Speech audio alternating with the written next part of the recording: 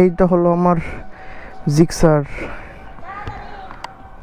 Monotone, মানে আমার খুবই পছন্দের, মানে এত ভালো লাগে বাইকটা চালাইতে গেলে, সুপার স্মুথ, তার মধ্যে একদম নতুন কন্ডিশন, আরও ভালো লাগে বেশি।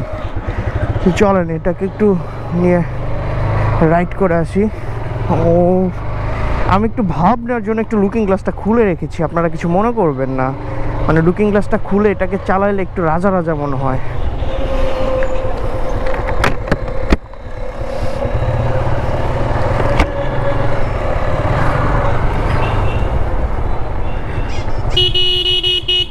আর যাই বলেন, সিটি রাইডের জন্য আমার কাছে মনে হয় এই 150 সিসির মধ্যে বেস্ট বাইক হলো জিক্সার। মানে চুই চুই করে বের হয়ে যাবে, একদম চুই চুই করে। আর আমি যখন চালাইছি তখন তো মানে আমার যখন আগে জিক্সারটা ছিল তখন তো মানে জিক্সার মনোটন তখন নতুন মার্কেটে আসার পরে একটা ধাক্কা দেয়, যখন ওই যে কী বলে এই মনোটনটাই আমি নিয়েছিলাম তখন 2,26,000 টাকা দিয়ে, 2017-তে, হ্যাঁ 2,26,000 টাকা দিয়ে নিয়েছিলাম মনোটন। তখন ওই যে এটার সাথে একটা স্টিকার লাগানো একটা পাওয়া যাইতো, সেইটা 17 না 18-তে ওই রকমই আর কি।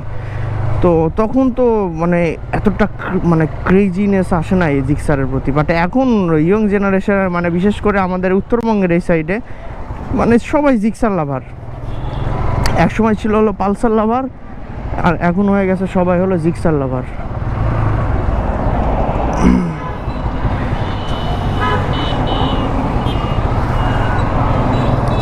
আর দেখতে দেখতে বিশ্ব রোডের কাজটাও কমপ্লিটই হয়ে যাচ্ছে। হ্যাঁ, আর বেশি দিন লাগবে না, হয়তো বা সর্বোচ্চ আর 6 মাস পরে আমাদের এই রোডটা অসাধারণ হয়ে যাবে, তখন শুধু চুই চুই করে মানুষজন যাবে।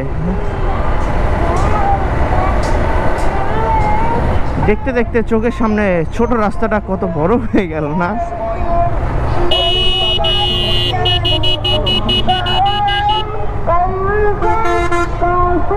সেই মজা।